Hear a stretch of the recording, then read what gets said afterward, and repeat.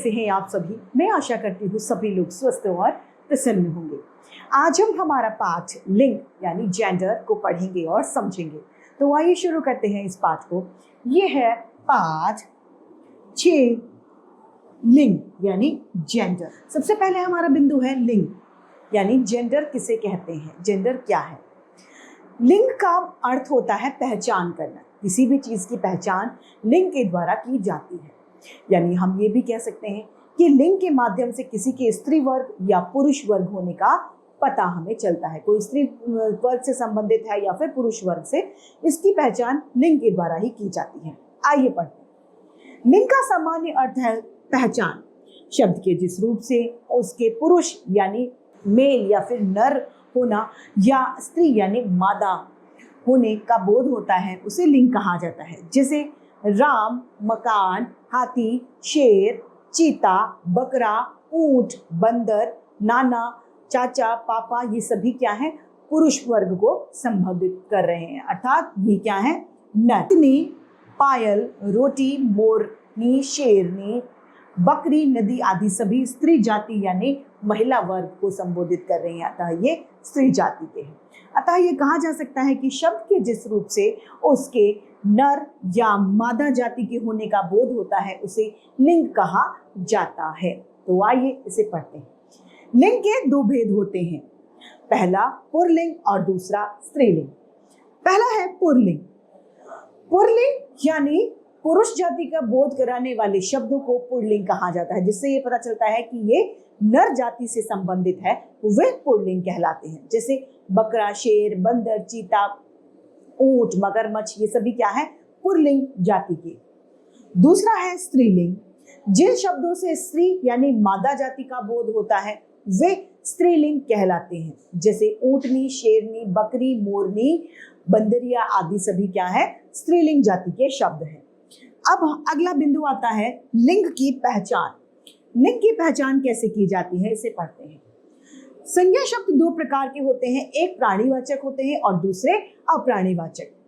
प्राणीवाचक शब्दों की पहचान सरल यानी आसानी से की जाती है। उनकी शारीरिक बनावट आदि देखकर उन्हें पहचानना सरल हो जाता है, आसान हो जाता है। जो शब्द नर यानी किसी पुरुष वर्ग का बोध कराते हैं, वे पुरुषवाचक यानी पुल्लिंग होते हैं। जैसे बैल, हाथी, शेर, बंदर, चीता, ये सभी क्या है, पुरुष जाति का।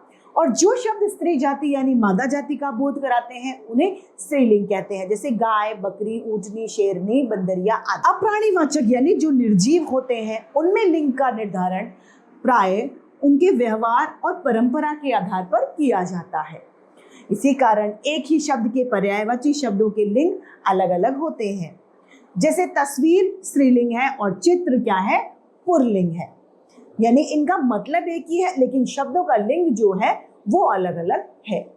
लिंग की पहचान करने के लिए कुछ नियम हैं, आइए इन्हें पढ़ते हैं। पहला है, जिन शब्दों के आखिर में अ की ध्वनि आती है, यानी अ आखिर में आता है, अंत में आता है, वे पुल्लिंग होते हैं। जैसे विद्यालय, शरीर, बालक, सिंह आदि। जिन भावनात्मक संज्ञा शब्दों के आखिर में न, वा, पा, पन, त्व आते हैं, वो पुल्लिंग होते हैं। जैसे बचपन, पहनावा, बुढ़ापा, नेतृत्व, धन, दान आदि। जिन शब्दों के आखिर में त्र, आर, पास, आय, आव आता है, वे पुल्लिंग होते हैं। जैसे प्रहार, प्रयास, उपाय आदि। ट, वट, हट और ता प्रत्यय वाले शब्द हमेशा स्त्रीलिंग होते हैं। जैसे लूट, घबराहट, मधुरता, सज्जनता, सजावट आदि। ऐसे तद्भव शब्द जिनके आखिर में ख आता है, वो स्त्रीलिंग होते हैं। जैसे भूख, कोख, ईख, राख आदि। शब्द स्त्रीलिंग होते हैं, जैसे कि छवि, विधि, अग्नि, रश्मि आदि। जिन शब्दों के आखिर में इया प्रत्यय आता है, वे स्त्रीलिंग होते हैं। जैसे लुटिया, चिड़िया, कुटिया, खटिया, गुड़िया आदि। अब ऐसे शब्द जो हमेशा ही पुल्लिंग होते हैं यानी पुरुषवाचक होते हैं। जितने भी देशों के नाम हैं, सबतः पुल्लिंग होते हैं। Bharat, Africa, Afghanistan, UK, America, Bhutan, Nepal, Tibet, सभी क्या है, सभी पुल्लिंग होते हैं। जितने भी ग्रहों के नाम हैं, जितने भी दिनों के नाम हैं, जितने भी दिन हैं रविवार से लेकर शनिवार तक, सभी दिन क्या होते हैं? पुल्लिंग होते हैं। जितने भी ग्रहों के नाम हैं, एक पृथ्वी को छोड़कर सभी ग्रह क्या होते हैं? पुल्लिंग होते हैं। जितने भी वृक्ष होते हैं यानी पेड़ जितने भी होते हैं सभी पुल्लिंग होते हैं। जैसे कि आम, बबूल, पीपल सभी क्या है? पुल्लिंग होते हैं।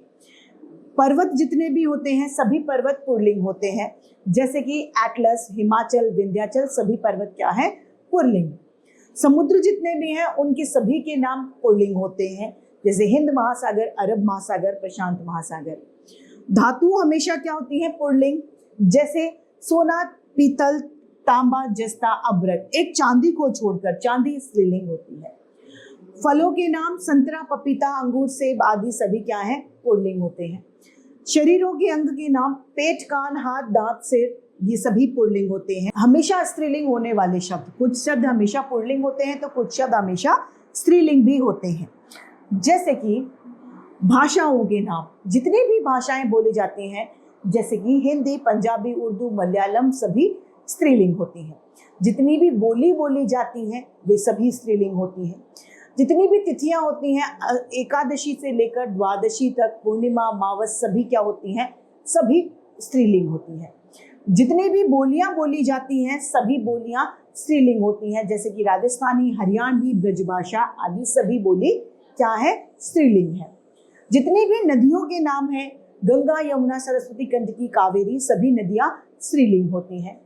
नक्षत्रों के नाम हमेशा स्त्रीलिंग होते हैं। लिपियां जैसे रोमन, गुरुमुखी, फारसी, तमिल सभी लिपियां क्या होती हैं? स्त्रीलिंग होती हैं। इकारांत संज्ञाएं जितनी भी होती हैं सखी, सीढ़ी, बदली, नाली आदि सभी क्या है? स्त्रीलिंग होती हैं। यानी कुछ शब्द हमेशा स्त्रीलिंग होते हैं तो कुछ शब्द हमेशा पुल्लिंग में प्रयोग में लिए जाते हैं। आइए आगे पढ़ते हैं। यहाँ पर ये जानने वाली बात है कि कुछ प्राणीवाचक शब्द हमेशा पुल्लिंग और कुछ हमेशा स्त्रीलिंग होते हैं। उनके लिंग परिवर्तन में उनके सामने नर या मादा लगाया जाता है। जैसे कि हमेशा पुल्लिंग वाले शब्द कौन से हैं? खरगोश, तोता, खटमल, उल्लू, बिच्छू, बाज, गरुड़, गेंजा, चीता, कौवा, भेड़िया, कीड़ा ये सभी क्या होते हैं? हमेशा हमेशा पुल्लिंग होते हैं। यदि हमें इनकी मादा का पता लगाना है तो इनके आगे हमें मादा लगाना होता है। जैसे मादा तोता, मादा खरगोश, मादा उल्लू, मादा बिच्छू इत्यादि।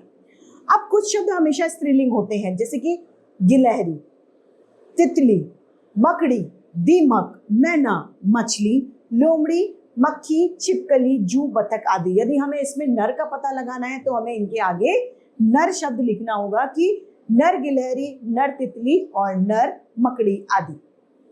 अब यहाँ पर पुल्लिंग से स्त्रीलिंग बनाने के कुछ नियम दिए गए हैं, आइए इन्हें पढ़ते हैं। अब पुल्लिंग से स्त्रीलिंग के कुछ बनाने के नियम हैं, आइए उन्हें पढ़ते हैं। यदि आ हो तो आ को आ में बदल दिया जाता है तो क्या बन जाता है? स्त्रीलिंग से पुल्लिंग, पुल्लिंग से स्त्रीलिंग बनता है।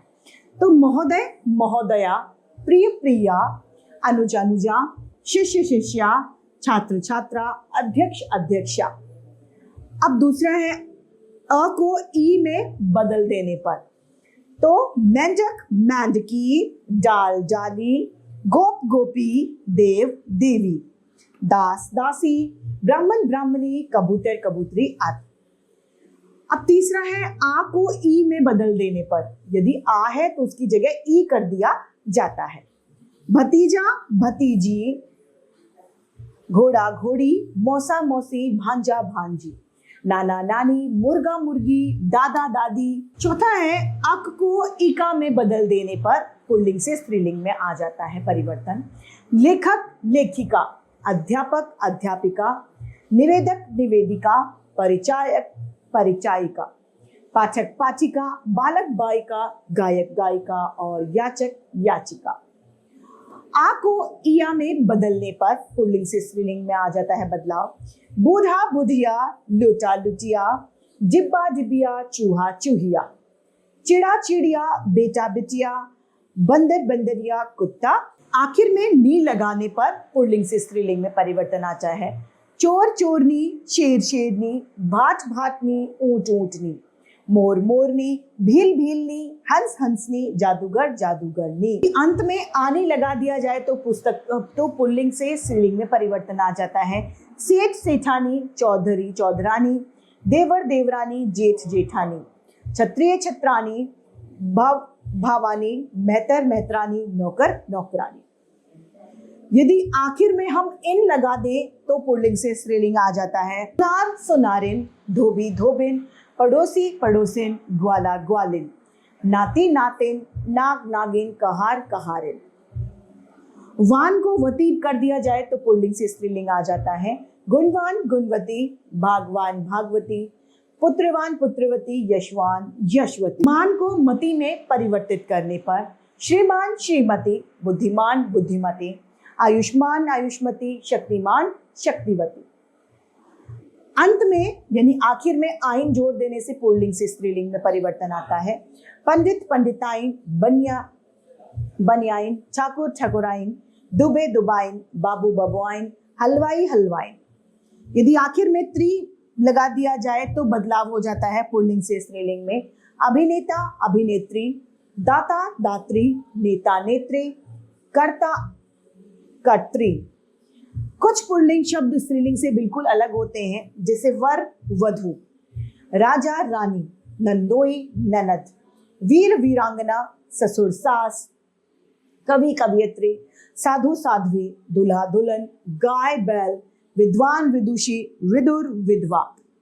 तो इसी के साथ पाठ समाप्त होता है। आइए इसे संक्षेप में दोहराएं। जिन संज्ञा शब्दों से स्त्री या पुरुष जाति का बोध होता है लिंग कहलाते हैं। लिंग के दो भेद होते हैं, पुल्लिंग तथा स्त्रीलिंग। कुछ शब्द सदा पुल्लिंग होते हैं और कुछ शब्द सदा स्त्रीलिंग होते हैं। सदा पुल्लिंग व सदा स्त्रीलिंग वाले शब्द पहले नर या मादा उनमें लिखा जाता है। पुल्लिंग शब्दों में प्रत्यय जोड़कर स्त्रीलिंग बना दिए जाते हैं। कुछ पुल्लिंग शब्दों के स्त्रीलिंग रूप बिल्कुल ही अलग होते हैं। तो इसी के साथ हमारा ये पाठ समाप्त होता है और मैं उम्मीद करती हूँ सभी को ये भली भांति रूप से समझ में आया होगा। आज के लिए इतना ही, फिर मिलते हैं। धन्यवाद।